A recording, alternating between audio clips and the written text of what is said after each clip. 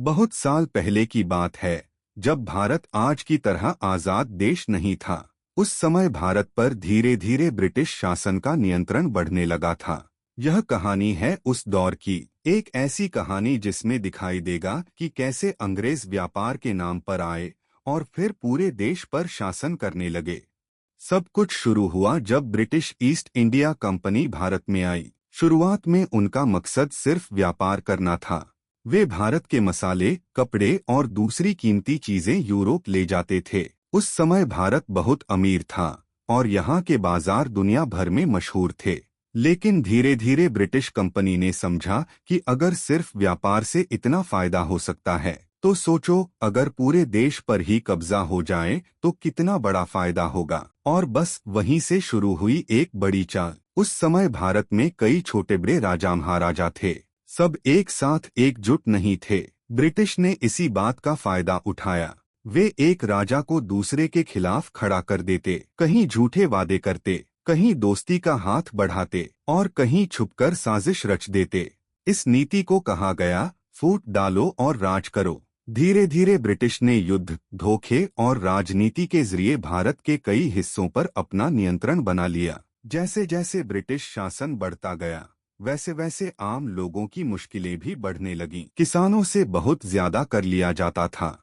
अगर फसल खराब हो जाए तब भी कर देना पड़ता था। गरीब लोगों के पास खाने के लिए कुछ नहीं बचता था। भारतीय मजदूरों से सस्ती मजदूरी करवाई जाती थी। भारत के कपड़े और हाथ का काम दुनिया में मशहूर थे। लेकिन ब्रिटिश ने अपने फायदे के लिए यहाँ के स्थानीय उद्योगों को कमजोर कर दिया। बहुत जगह लोगों को भूख, गरीबी और अन्याय का सामना करना पड़ा। ब्रिटिश शासकों के लिए भारत एक देश कम और पैसा कमाने का जरिया ज्यादा बन गया था। फिर आया एक ऐसा समय जब लोगों का गुस्सा फूट पड़ा। साल था 1857 और फिर शुरू हुई 1857 की क्रांति। कई जगह सिपाहियों और आम लोगों ने मिलकर ब्रिटिश के खिलाफ बगावत कर दी। मंगल पांडे, रानी लक्ष्मीबाई, बहादुर शाह जफर, तात्या टोपे जैसे वीरों ने इस संघर्ष में अहम भूमिका निभाई। यह युद्ध पूरी तरह सफल नहीं हुआ, लेकिन इसने ब्रिटिश को एक बात समझा दी,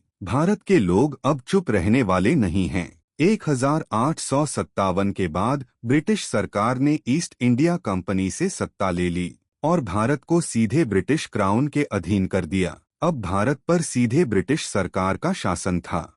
ब्रिटिश शासन के दौरान कई ऐसे काले दिन भी आए जिन्हें भारत कभी नहीं भूल सकता। उनमें से एक था जलियांवाला बाग हत्याकांड। 1919 में अमृतसर के जलियांवाला बाग में हजारों लोग शांति से इकट्ठा हुए थे। तब ब्रिटिश जनरल डायर ने बिना चेतावनी दिए गोली चलाने का आदेश दे दिया। कई लोग मारे गए, कई घायल हुए। इस घटना ने पूरे देश के दिल को हिला दिया। कई सालों के संघर्ष, बलिदान और हिम्मत के बाद आखिरकार वह दिन आ ही गया। 15 अगस्त 1947 भारत आजाद हो गया।